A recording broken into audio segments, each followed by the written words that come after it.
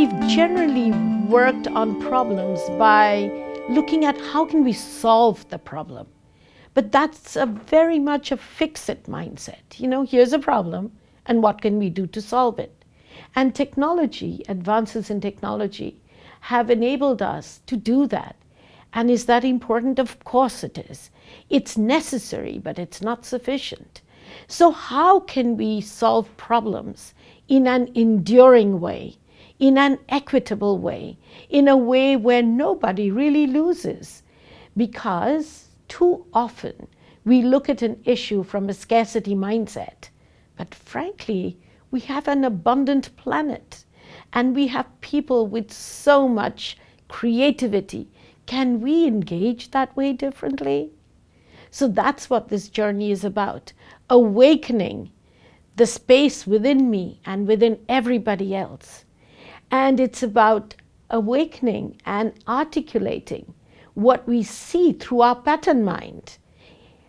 And third, it's about solving problems through that space. It's not about fixing it. And what's amazing is that people have innate attributes worldwide, and neuroscience and recent research shows that. What we can see is that human beings have a sense of self, their own self-worth, which we often, talk about as dignity. So they have a sense of self worldwide. It doesn't matter whether we are rich or we are poor, whether we follow any faith or whether we vote for a particular political party. This transcends all those divides, the social isms that we've created. So basically the sense of self-worth exists and the sense of fairness exists worldwide. And so very often people ask me, what is it that there's so much inequity in the world? And you say that we have an innate sense of fairness. In fact, Oxfam did a study in the US, and they found that 92% of people actually believe that fairness is important. How great is that? So then people say, how come there's so much inequity? I think a lot of the inequity stems from our understanding of what we need.